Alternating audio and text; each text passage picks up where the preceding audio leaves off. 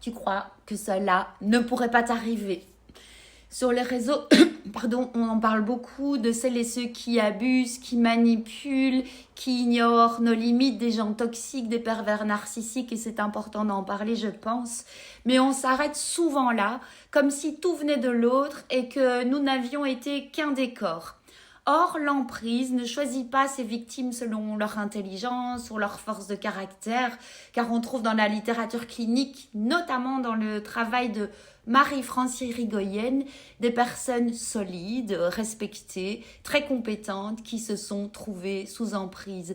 Donc cela ne dit rien de ce que tu vaux. Ce qui permet parfois qu'une limite ne soit pas respectée, ce n'est pas une faiblesse, c'est souvent une absence. On ne nous a pas toujours appris qu'on avait le droit d'exister, que dire non n'avait pas besoin d'être justifié, que notre ressenti seul suffisait déjà comme raison.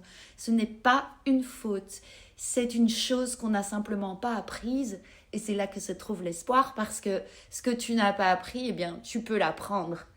Nous n'avons aucun pouvoir sur l'autre. Nous ne pouvons pas empêcher que quelqu'un choisisse d'ignorer une limite, de nous manipuler, d'abuser de nous. Mais nous avons de l'agentivité sur nous-mêmes. On peut apprendre à connaître ses limites et à les sentir avant même de les nommer. On peut apprendre à se faire confiance quand quelque chose ne va pas, à dire non. Ce n'est pas se blâmer pour ce qui est arrivé, ce serait plutôt retrouver pour la suite ce pouvoir d'agir que personne ne nous avait montré avant. Je répète, ça s'appelle l'agentivité. Il y a toujours une raison à ce que tu ressens.